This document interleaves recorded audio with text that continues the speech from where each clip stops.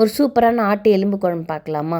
அதுக்கு அடுப்பில் கடாயை வச்சு கொஞ்சம் எண்ணெய் ஊற்றி 1 ஸ்பூன் மிளகு, 1 ஸ்பூன் சீரகம், 1 ஸ்பூன் தனியா, 1 ஸ்பூன் சோம்பு, 2 பட்டை, லவங்கம், ஏலக்காய், 5 காஞ்ச மிளகா, 10 பல்லு பூண்டு, 2 துண்டு இஞ்சி, ஒரு 25 சின்ன வெங்காயம், ஒரு கைப்பிடி கருவேப்பிலை, கொஞ்சம் ஒரு கைப்பிடி அளவு தேங்காய் இதை போட்டு நல்லா வதக்கி, இது நல்லா ஒரு 2-3 நிமிஷம் பிறகு வதங்கின பிறகு ஆஃப் பண்ணி ஆற வச்சு அரைச்சி எடுத்துக்கலாம்.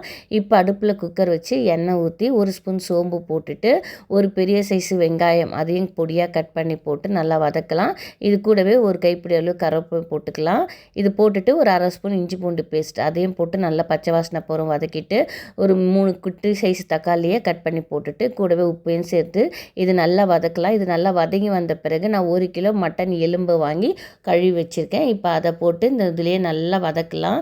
இது ஒரு 2-3 நிமிஷம் நல்லா இதை வதங்கின பிறகு 1 ஸ்பூன் குழம்பு மிளகாத்தூள் அதையும் போட்டு நல்லா கலரிட்டு, இது இப்போ நம்ம அரைச்சி வச்சுருக்கோம் இல்லையா, அதையும் இதில் போட்டுட்டு இந்த ஜாரையும் கழுவி தண்ணி இதில் ஊற்றிடலாம். இந்த மசாலாவில் ஒரு 2-3 நிமிஷம் நல்லா கொதிக்கட்டும். அதுக்கப்புறமா உங்களுக்கு எவ்வளோ தண்ணி வேணுமோ அவ்வளோ தண்ணி ஊற்றலாம். இந்த குழம்பு பேரே தண்ணி குழம்பு தான்.